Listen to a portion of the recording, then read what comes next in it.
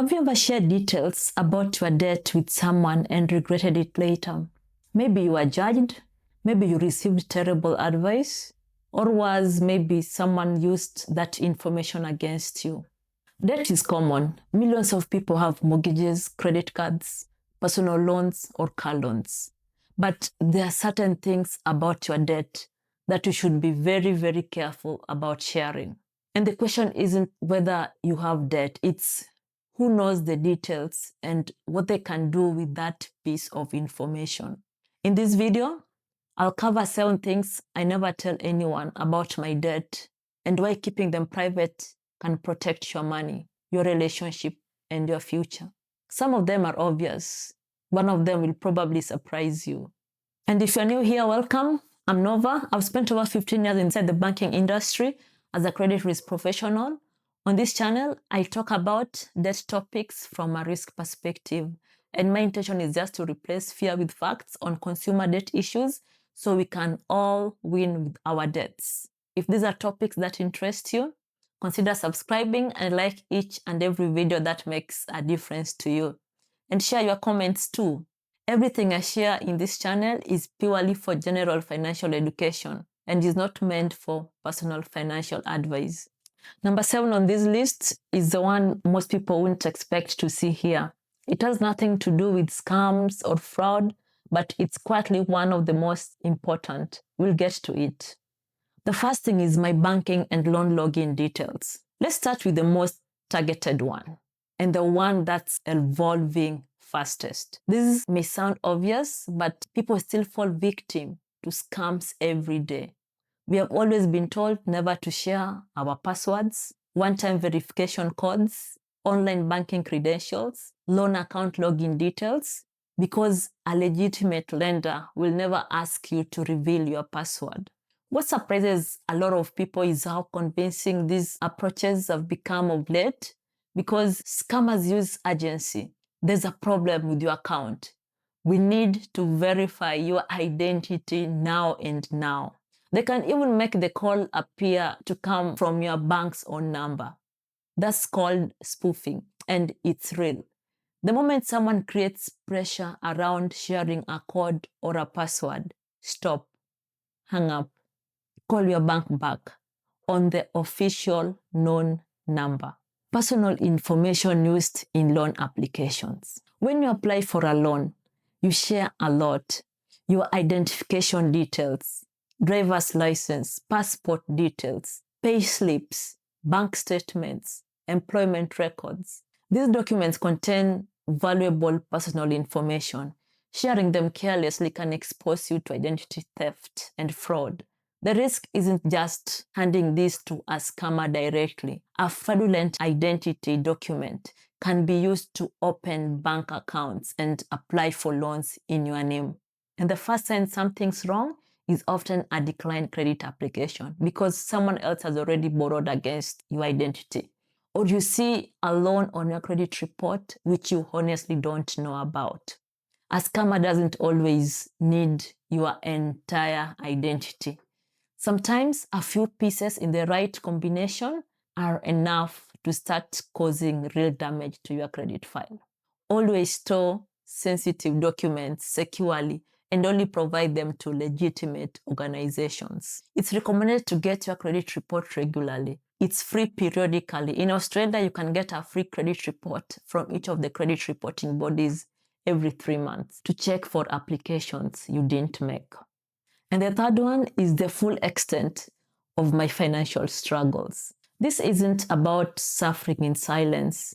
If you're experiencing financial hardship, it's important to seek help from qualified professionals. Talk to your lender, a financial counselor, or an advisor. The National Debt Helpline offers free independent counseling. And that's exactly the kind of conversation that can actually help. The problem is oversharing with everyone. Not everyone who asks about your finances wants to help. Some people may judge you, some may gossip, and some, without any bad intention, give advice that's based on their own experience, not yours, and that can push you in the wrong direction. The right conversation at the right time with the right person can move things forward. The wrong one can just add noise when you need clarity. So choose carefully who you discuss your financial challenges with. And the fourth one is exactly how much available credit I have.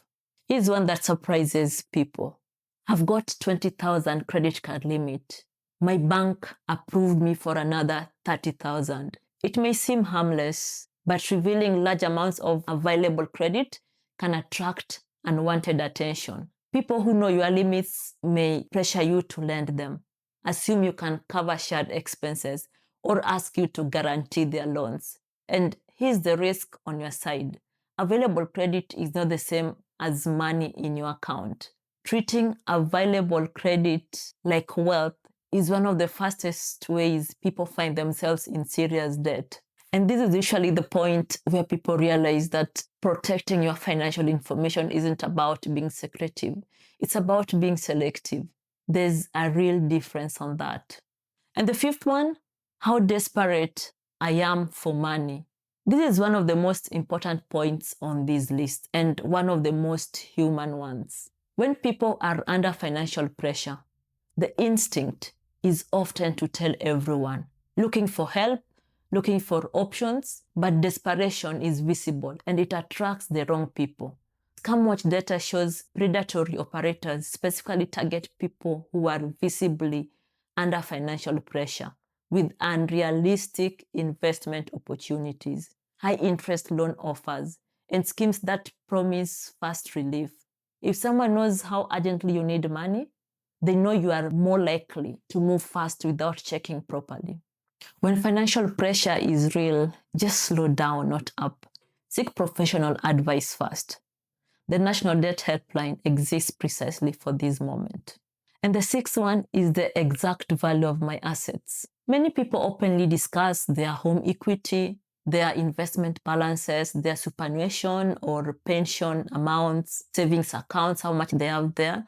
While there's nothing wrong with being proud of financial progress, revealing exact figures can create problems. People may treat you differently, make assumptions about your wealth, ask for financial favors, expect financial support. You don't owe anyone a detailed picture of your financial position. The less widely known your exact situation is, the less it becomes a factor in other people's expectations of you. And the seventh is my future borrowing plans. Now, here's the one I mentioned at the start. If you're planning to buy a house, refinance, apply for a business loan, or consolidate debt, you don't need to announce that widely. Maybe you'll be wondering why. Not because it's shameful, because everyone has an opinion. Some will tell you it's a terrible idea. Some will push you toward decisions that suit them, not you. Some will share your plans with others before you are even ready. And some with the best intentions will give you advice based on their experiences in a different financial situation at a different time with different rates. Financial decisions should be driven by facts, research, and professional advice, not by the loudest opinion at the dinner table. Sometimes the better move is to do the work, make the decision, and share the outcome once it's done. And as I close this video, I just want to say that none of these 7 points are about hiding debt, cutting people out, or being ashamed of debt. It's about being deliberate about what you share, with whom, and when. Debt is a tool. Used well, it's how people buy homes, build businesses, and manage cash flow across their lives. But the information around your debt, your access details, your documents, your plans, your pressure points, that information has value, and it's worth protecting with the same care you'd give anything else that you value. And that's what winning with debt and replacing fear with facts actually looks like. Have you ever shared financial information and regretted it later? Let me know in the comment section. If this video helped you understand the topic a little better, consider giving it a like and subscribing for more practical insights about debts. Until next time, remember, winning with debt is about making smarter decisions. Thanks for watching.